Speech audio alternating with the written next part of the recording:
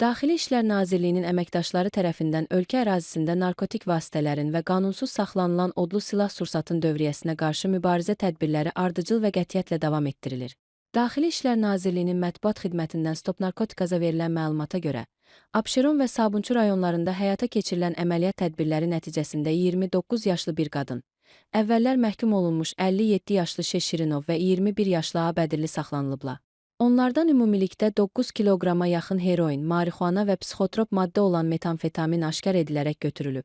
Bundan əlavə, ötən gün keçirilən digər əməliyyat tədbirləri nəticəsində ümumi çəkisi 24 kiloqramdan artıq narkotik vasitə, 3 kiloqrama yaxın heroin, 19 kiloqramdan artıq marixuana və 2 kiloqrama yaxın metamfetamin qanunsuz dövriyyədən çıxarılıb.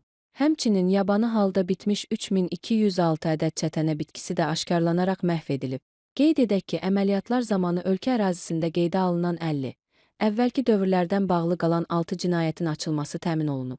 Axtarışda olduğuna görə ümumilikdə 106 nəfər, o cümlədən borclu şəxs qismində axtarışda olan 75 nəfər saxlanılaraq aidiyyəti üzrə təhvil verilib. Narkotiklərlə əlaqəli 29, qanunsuz saxlanılan silah-sursatla bağlı isə 10 fakt müəyyən edilib. Cinayət törətməkdə şübhəli bilinən 48 nəfər saxlanılıb.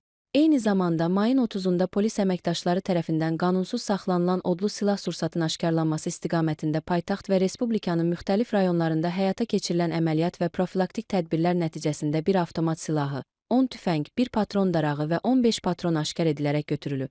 Daxili İşlər Nazirliyi tərəfindən bu istiqamətdə əməliyyat tədbirləri ardıcıl şəkildə davam etdirilir.